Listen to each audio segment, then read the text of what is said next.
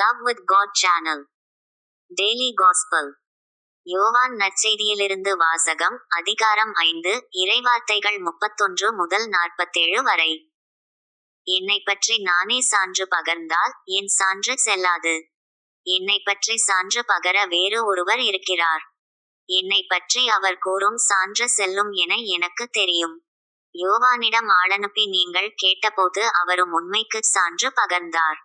மனிதர் தரும் சான்று எனக்கு தேவை என்பதற்காக அல்ல, நீங்கள் மீட்பு பெறுவதற்காகவே இதைச் சொல்கிறேன். யோவான் எரிந்து சுடர்விடும் விளக்கு. நீங்கள் சிறிது நேரமே அவரது ஒளியில் களிகூர விரும்பினீர்கள். யோவான் பகிர்ந்த சான்றை விட மேலான சான்று எனக்கு உண்டு. நான் செய்து முடிக்குமாறு தந்தை என்னிடம் ஒப்படைத்துள்ள செயல்களே அச்சான்று.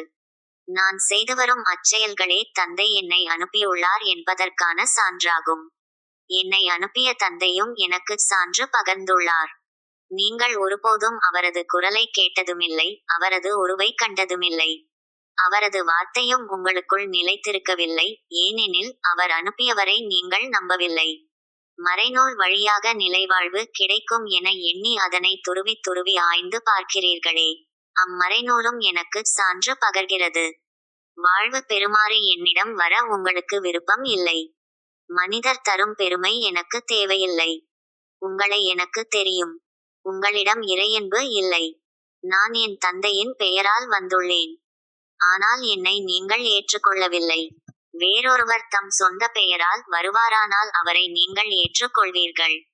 கடவுள் ஒருவரே. அவர் தரும் பெருமையை நாடாது ஒருவர் மற்றவரிடமிருந்து பெருமை தேடிக்கொள்கிறீர்களே, உங்களால் எப்படி என்னை நம்ப இயலும்? தந்தையின் முன்னிலையில் உங்கள் மேல் குற்றம் சுமத்தப் போகிறவன் நான் என நினைக்காதீர்கள்.